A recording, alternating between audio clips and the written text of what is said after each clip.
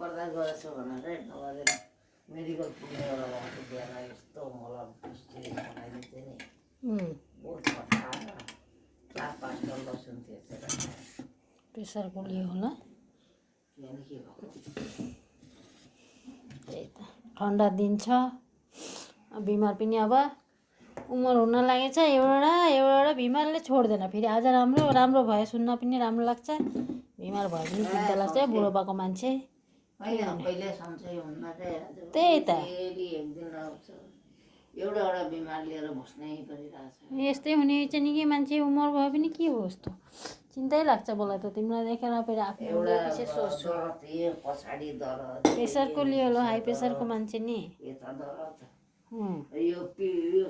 गोटा हर राति सुत्न सक्दैन दरद भएर के भएको क्या नि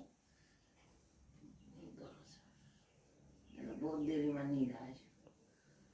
प्रेसरको मान्छेलाई त निन्द्रा पनि पुरा हुनुपर्छ त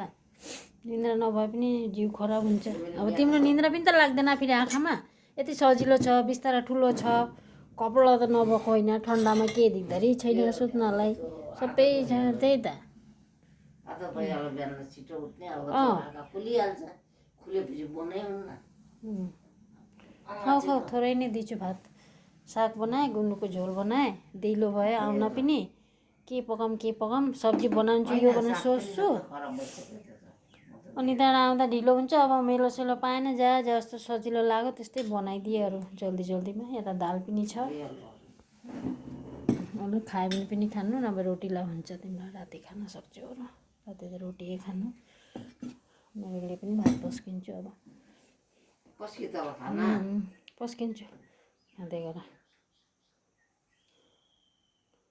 हुन्छ त साथीहरू यी आमालाई सन्चो छैन भनेर यो त भन्न लागि चिन्तै लाग्छ बुढोपाको मान्छे भयो भने बिमार उमर हुन लाग्यो भने एउटा बिमार निक्लिन्छ आमालाई बिमार भयो भने पनि टेन्सन भइहाल्छ फेरि हस्पिटल हिँड भन्दा पनि फट्टै जान खोज्दैनन् प्रेसरको मान्छे हाई प्रेसर छ कहिले राम्रो सुन्न पाइन आज यो भोलि त छै भने कुटुर काटर भने यस्तै हुने चाहिँ नि के उमर भयो भने पनि मान्छेलाई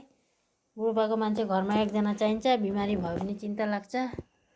के गर्ने यस्तै हो अरू जिन्दगानी यस्तै चलिरहेको छ अरू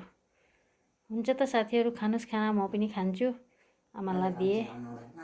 आज आउनु भएन कान्छी हिजो भन्नुभयो त्यहाँ आउँछु भनेर टाइम भयो भने आउँछु भनेर भन्नुभयो